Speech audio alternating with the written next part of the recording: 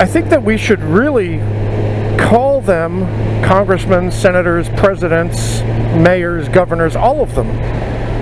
We need to call them servants. We should not call them leaders. They are servants, public servants. We elect them to represent us, and they serve us. We pay for their luxurious lifestyle, both during and after, which I think is ridiculous that we should pay for their luxurious lifestyle after their pension and their health care. You want to pay for somebody for the rest of their lives, you pay for the military.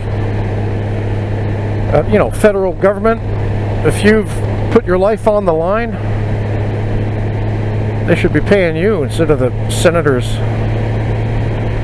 But yeah, they're servants. They're not, look at this guy.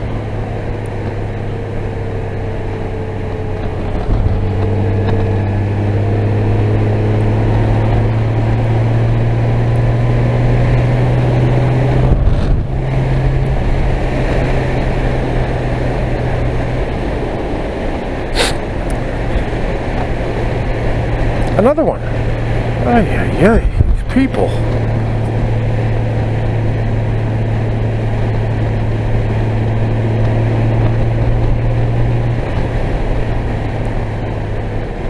You notice, I don't know if you noticed, but I've got my thumb on the horn. I'm watching that car. I've got my fingers on the brake. My foot's ready to go.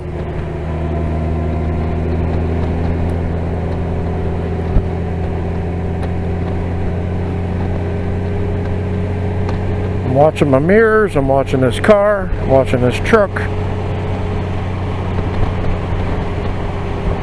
I know I'm a bit close to this truck, but I'm trying to keep this car from coming over on me.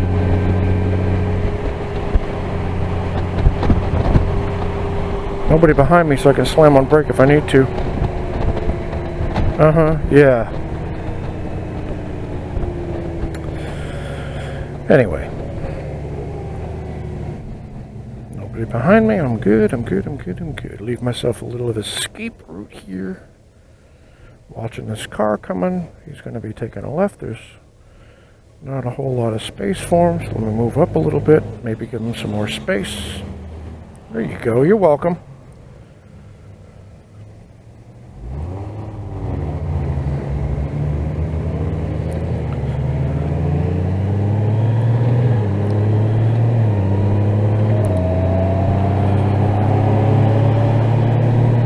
So, when I have an opinion of something, it's not a liberal opinion, it's not a conservative opinion, but small-minded people will not see past the dichotomy.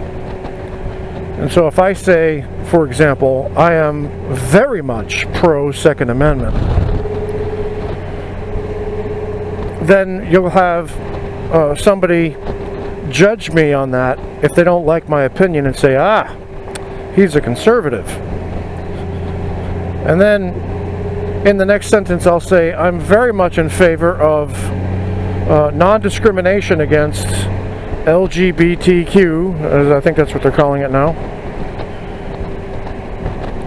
And somebody on the who disagrees with that, on the other side of that issue, will say, ah, look at this liberal.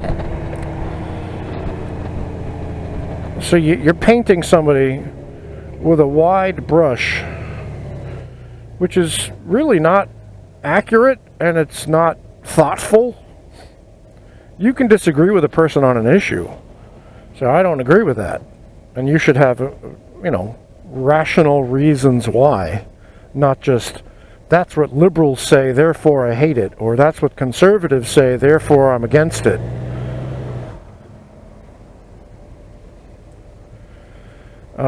This whole Black Lives Matter thing, I'm very much in favor of the protesters who are demonstrating their right to assemble. I'm not at all in favor of anybody damaging anything. The ones that are throwing bricks and stuff, I hope they get arrested and prosecuted to the full extent of the law.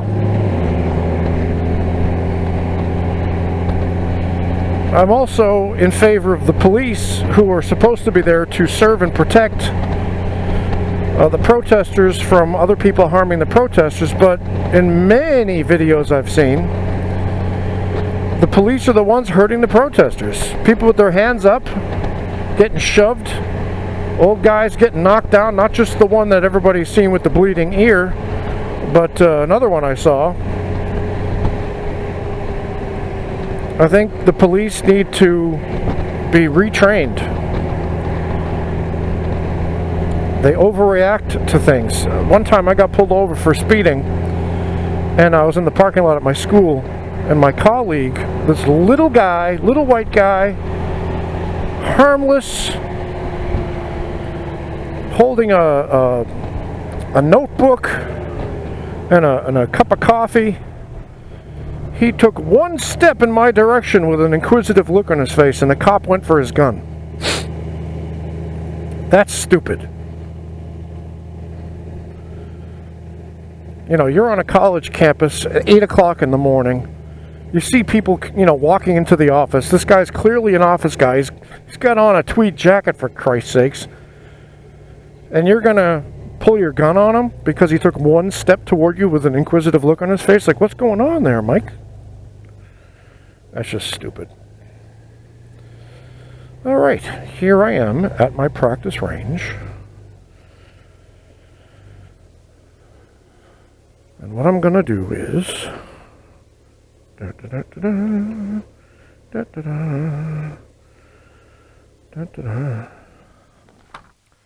going to try to give you guys a nice angle.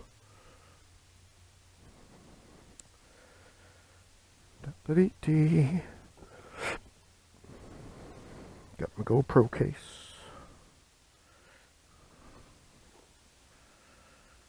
Got my GoPro camera. Got to put a battery in that bad boy. This is the 7. I'm recording right now with the 8.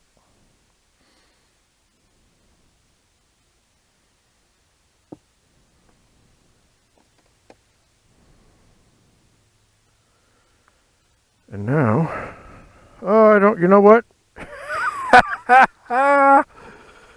I'm a moron. I didn't bring the case with me. What good is that going to do? So, there's more than one way to skin a cat. So this is where I have the good fortune of riding with a Sena camera. I will switch to that video. May have already done so. And I will connect to this, I guess.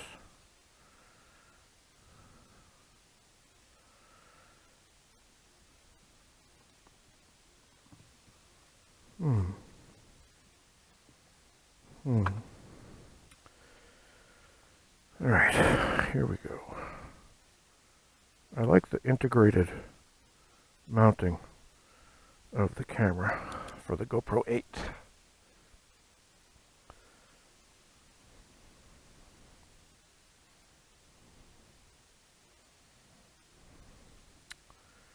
I wish that I could swivel this the way this thing swivels, but this thing is attached. That ain't gonna work. So now what do I do?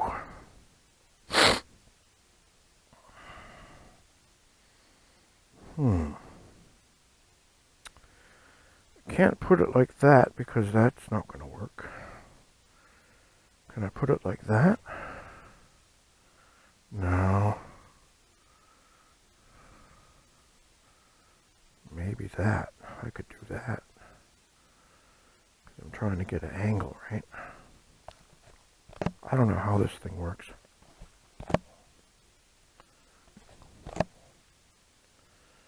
I got it nice and wet. I believe that should work. Yes, and I'm recording still, so yeah, let's see how that goes. Hopefully I don't lose the damn camera. Maybe I'll put that up just a smidge. There you go. Alright, let's see. Oops. Okay, while I'm doing this, let me gripe a little bit. I see so many riders not wearing gloves. And, you know, it's your choice. Understand? But my personal choice, I'd rather have skin on my hands if I go down. So I have on perforated gloves. Reduces the sun damage too. I had a lot of sun damage from years ago when I was stupid. Alright. Oh yeah, let me address another thing. Okay. So do you get on from the high side of the bike or the low side of the bike? So over here, right? If you get on from the low side, let's say you've parked it, you've locked your handlebars in like that. Alright, so now if you want to get on, you're going to have to help your leg to get up and over that saddle, right? Not to mention if you're on the side of the road, this is where cars go and can hit you. So this is not really that good. And if you want to do the backwards way, what are you going to hold on to over here? There's nothing to hold on to. I don't like getting on that way. Now I know some of you will say, well, all you got to do is just straighten the handlebars. Yeah, well, that's a couple of steps I don't really need to do. So all I need to do, there's no cars over here going to be hitting me on the road. I just grab with my left hand on the right handlebar, lean forward, kick my leg back, swing it over, and I'm on. Plus, all my weight's going this way, which is where the kickstand is, so I'm not in any risk of tipping over the bike. Alright, anyway, a little rant. Oops. Just hold this button down with the brake pulled in and you can start the whole bike up. Ready? Ta-da!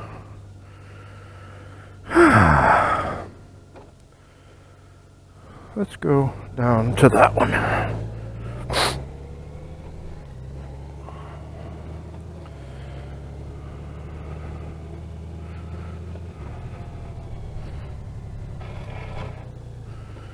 There we are. For those of you who say, you can't scrape on these things. Yes, you can. I'm just scraping. Right there is a scrape. Nice and slow.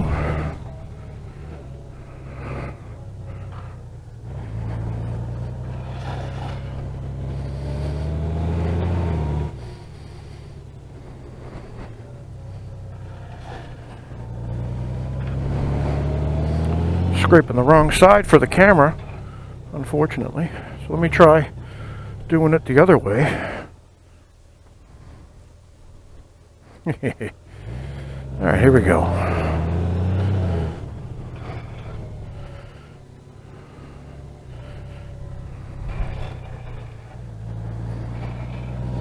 Scrape it well.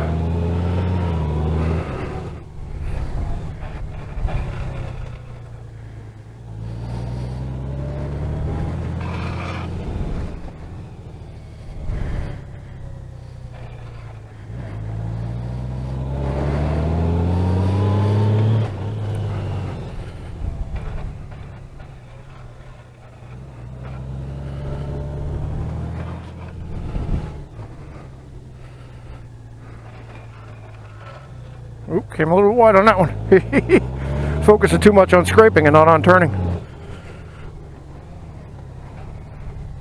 Nice tight turn there. Try to keep it nice and tight.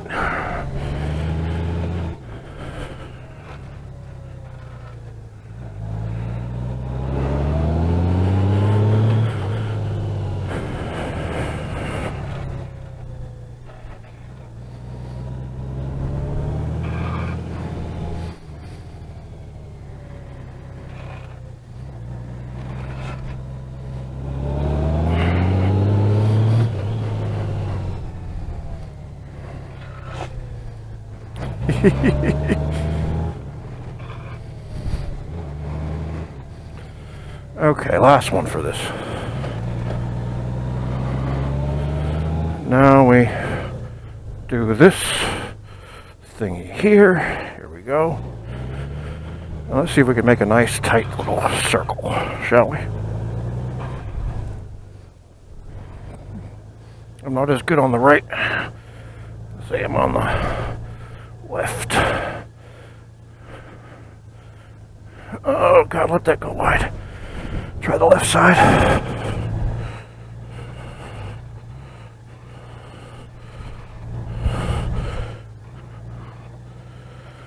Whew. That was fun.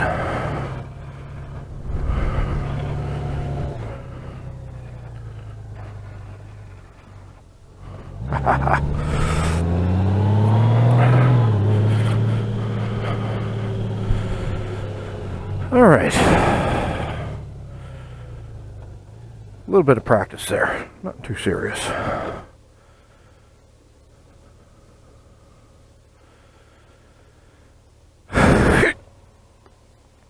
Let me fix this camera.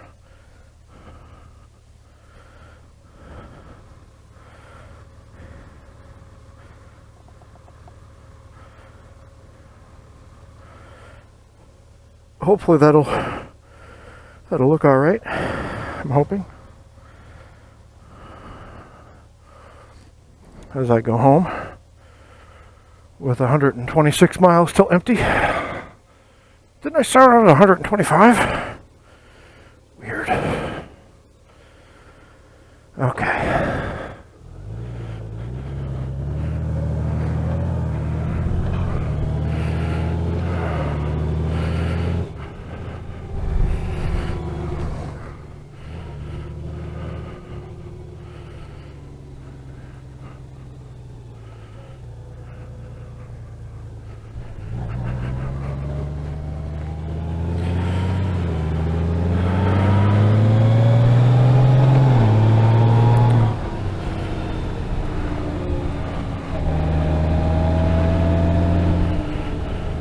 Don't push it there, Mikey. There is a speed limit on this. Alright, hello folks. It's a bit warm, it's 76 degrees. This jacket is not the best thing for the hot weather. It does have venting and stuff, but it could be better, that's for damn sure.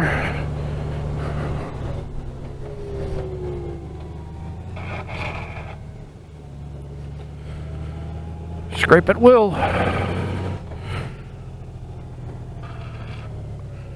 Not a problem. Some of you who might have a Goldwing DCT 1800, whatever, 2019 or 20 or 18, you might say, I never scrape. Well, maybe you never tried. I try to scrape. I want to know what the lean limit of this bike is, so I get it all the way over. And I've gotten so far over that I've actually scraped the exhaust shields. I've scraped the little crash bar thingies. So I know exactly where this bike can lean to. And now I do this, I lean my body more. When you're on like a really twisty road up in the mountains or something, and you want to make sure that you still have lean left, you don't want to be leaning so hard that you're scraping on every corner, because then you're going to slide off on the metal, lose traction. And I did that once in that video to Hawk's Nest.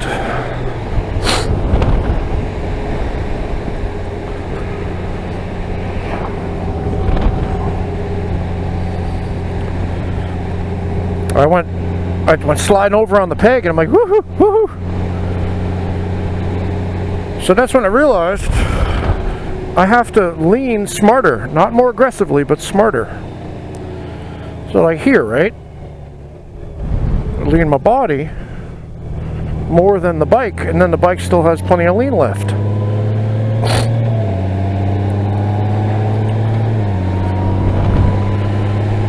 All right, now notice this corner I'm coming up to. I get in the left side of the corner, I lean to the right. And as I'm doing it, you can't see it, but I'm leaning my leg out, leaning my leg out. Ready? Right side, left lean. And that way you come right back in to where you want to be.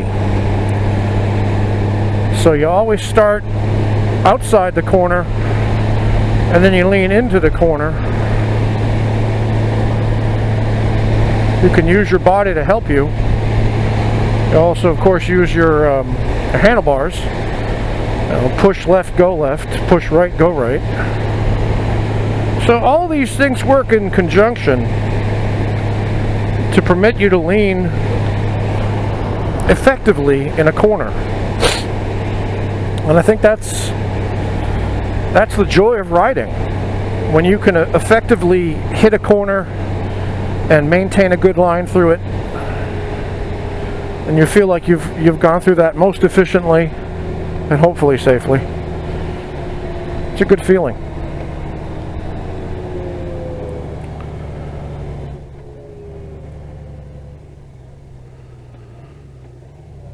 There we are. Let's see, anybody coming? That was no foot down.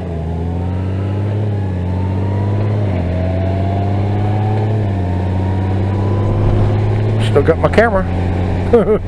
Terrible risk I'm taking here. I really ought to be putting a tether on it. I'm going to slow down a little bit because I want to do this corner up ahead. In a moment you'll see as I ride home.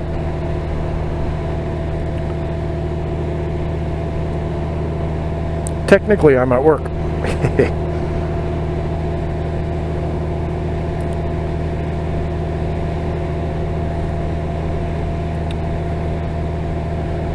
It's a pretty day, that's for sure. 73 degrees. Yeah, I can feel the coolness now. Alright, so this I'm always careful because there's always dirt and gravel. But up here, this is where I like to corner. So I'm going to see if I can do a good corner on this one. Getting on the left side of the bike, leaning, got my foot on the brake. Not really using it very much. And that was at 55 or so. Not too bad. Not too bad. 35 corner, 55 mile an hour. That was not aggressive. That was just fun. I've taken that thing at over 60.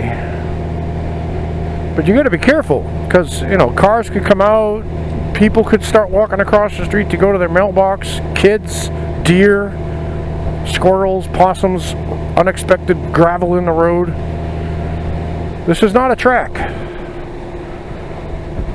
So I do take some chances, but at the same time I mitigate my risks by not going to the maximum. I do wear a lot of the gear, although today I really should be wearing armored pants and I'm not. I do have my good boots on though. My Daytona boots.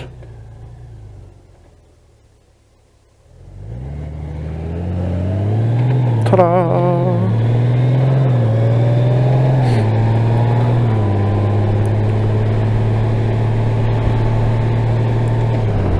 Still doing good.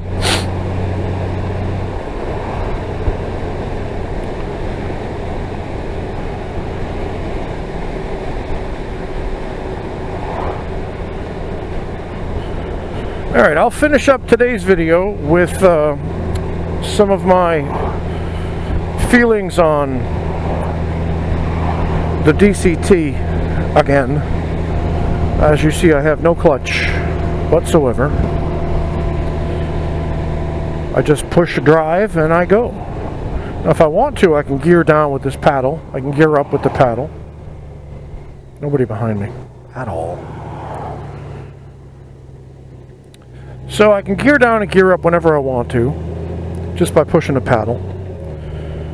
So I do have control that way. I can downshift, upshift, But for the most part, I never have to, because this thing shifts so well. It downshifts when it's supposed to. You can do the engine braking with this just like you would on a standard manual bike. It's effortless. My hand never hurts from the clutch. I noticed that the clutch on the 2006 Road King, Jay's Road King, Moose 3971, that clutch is so easy to pull in. And they kept saying every year after they'd make the models, it's a reduced effort clutch, not compared to what you had before. By the time I had my 2017, man, that clutch was hard and it let out real late. I didn't like that. Now, it's a moot point.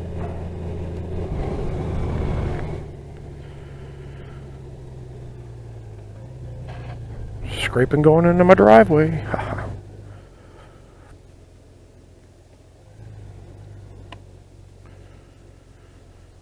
There's the old homestead hill. All right, this is Mike Haley 7. Stay safe out there. I'll talk to you later.